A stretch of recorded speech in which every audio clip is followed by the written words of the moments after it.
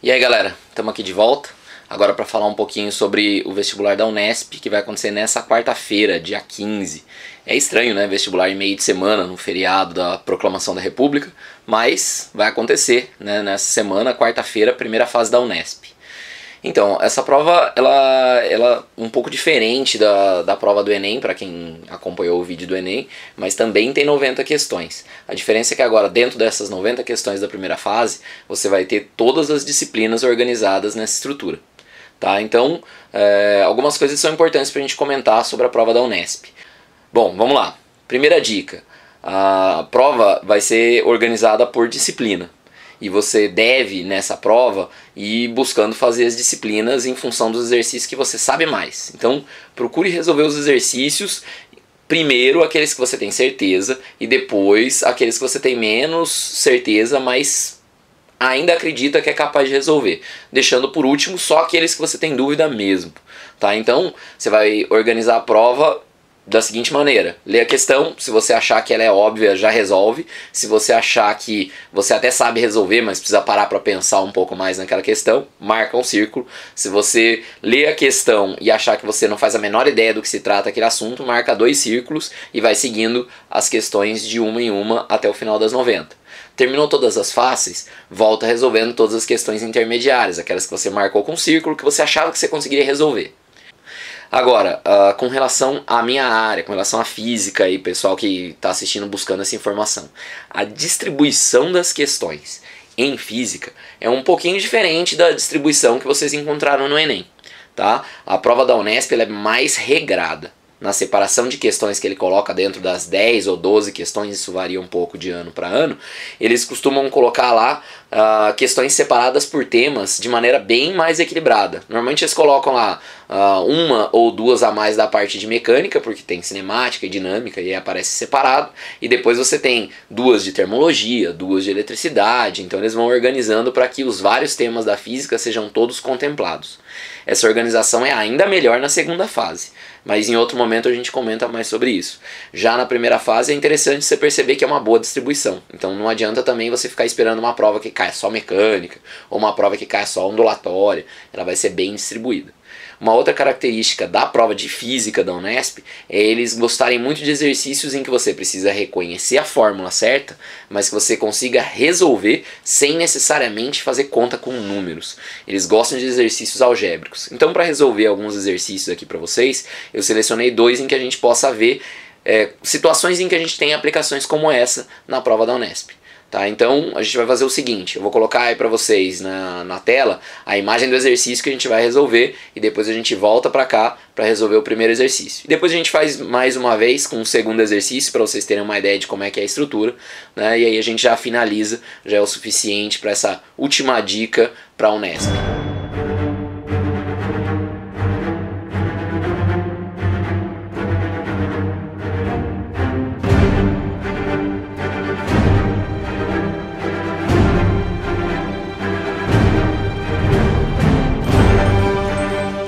Então, gente, esse exercício é do campo da cinemática. Ele trata de um lançamento oblíquo e o desenvolvimento dele é praticamente todo teórico. Ele aproveita essa parte da cinemática que fala do lançamento oblíquo e combina ela também com a dinâmica, falando um pouco sobre energia, e nesse caso energia cinética. Então o que ele fala pra gente é que um menino vai lançar uma bola com um ângulo de inclinação, de forma que ela vai fazer uma trajetória parabólica, ou seja, lançamento oblíquo. E lá no lançamento oblíquo a gente aprende o seguinte, que a velocidade inclinada pode ser decomposta em 2 partes. A componente do eixo Y, que diz respeito à movimentação vertical da bola, e a componente do eixo X, que diz respeito à movimentação horizontal. A princípio, o que a gente consegue definir sem nenhuma conta, ainda só por conhecimento teórico, é a quantidade de energia cinética inicial do sistema, que nesse caso vai ser massa vezes velocidade ao quadrado sobre 2. Então, como a gente está falando da primeira velocidade, a velocidade V0 inclinada, a gente pode dizer massa vezes velocidade 0 ao quadrado dividido por 2. E aí ele fala pra gente que você precisa determinar qual deve ser a energia no ponto da altura máxima. Então, nossa próxima preocupação é definir qual vai ser a velocidade da altura máxima em relação a essa velocidade inicial. E é aqui que a gente entra na parte em que a gente usa a cinemática. Para a gente poder determinar a componente Vx, a gente está fazendo uma decomposição vetorial e nesse caso a gente vai usar o cosseno do ângulo, porque o ângulo alfa entre V0 e Vx faz com que Vx seja o cateto adjacente ao ângulo. Então a gente vai ter que usar cosseno, porque cosseno é cateto adjacente sobre hipotenusa. Então para achar Vx a gente vai fazer V0, que é a velocidade inclinada, essa que faz o papel de hipotenusa, vezes o cosseno de alfa, onde o alfa é esse ângulo de inclinação entre V0 e Vx. E uma vez que a gente definiu quem é o Vx, não numericamente ainda, mas através de álgebra, sabemos que o Vx é o V0 vezes o cosseno do ângulo, mas ainda não sabemos números sobre isso, a gente pode determinar a energia no ponto de altura máxima. Então a gente repete o processo que a gente fez antes. Calcula que a energia cinética é massa vezes velocidade ao quadrado sobre 2. Só que nesse caso, ao invés de colocar o V0, a gente vai colocar a nova velocidade, que é o Vx. Só que quem é o Vx? V0 vezes cosseno de alfa, tudo isso elevado ao quadrado. Quando a gente eleva ao quadrado esse conjunto aqui, você está levando o V0 ao quadrado e está levando o cosseno de alfa ao quadrado. E aí ao separar você fica com m vezes V0 ao quadrado sobre 2 vezes cosseno quadrado de alfa. E se você olhar aqui em cima no seu próprio exercício, você vai perceber que o mv0 ao quadrado sobre 2 já tinha aparecido antes, quando você classificou a primeira energia. Então tudo isso aqui é o E0. Então, se você quer calcular a energia 2 em função da energia 0, que é a energia que ele tinha antes do movimento começar, você vai poder dizer que E2 é igual a E0, que é tudo isso daqui, vezes cosseno quadrado de alfa, que nesse caso é a letra C do exercício. Tá? Então, para esse exercício em específico, o método de resolução passa pelas duas áreas. Um pouco pela cinemática, nessa parte de fazer a decomposição, de compreender o comportamento do lançamento oblíquo, e parte pela dinâmica, nessa parte de utilizar a energia cinética, massa vezes velocidade ao quadrado sobre 2. Mas em todo o exercício, do começo até o fim, nenhuma conta numérica, só a álgebra no processo e substituição. Beleza? Então, isso é um caráter que costuma aparecer em prova da Unesp. Agora a gente vai ver o próximo exercício.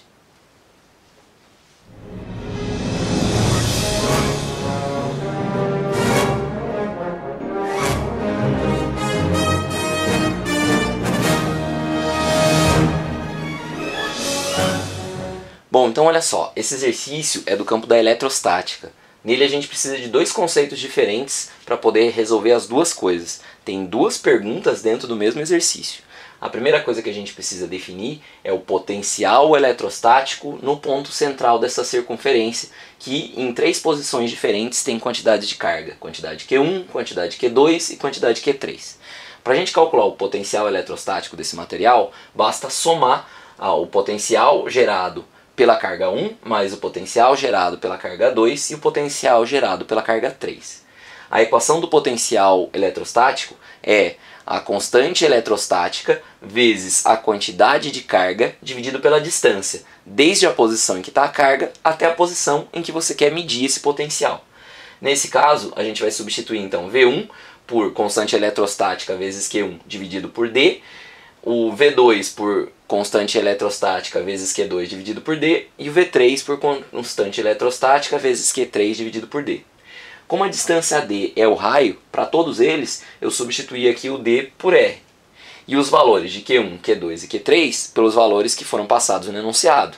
Nesse caso, Q1 igual a Q2 vale em Q e Q3 vale menos 2Q. No caso do potencial eletrostático não tem função módulo. Tá? Então, quando eu tenho uma carga negativa, eu vou ter um potencial eletrostático negativo.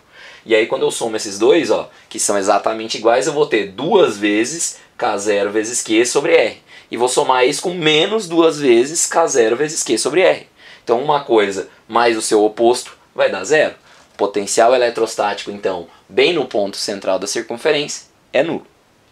Para a gente resolver essa segunda parte, para a gente determinar o campo elétrico resultante do sistema, a gente vai ter que fazer o seguinte. A gente vai ter que considerar que campo elétrico é uma grandeza vetorial. Então a gente vai fazer a soma vetorial do campo elétrico gerado por Q1, do campo elétrico gerado por Q2 e do campo elétrico gerado por Q3.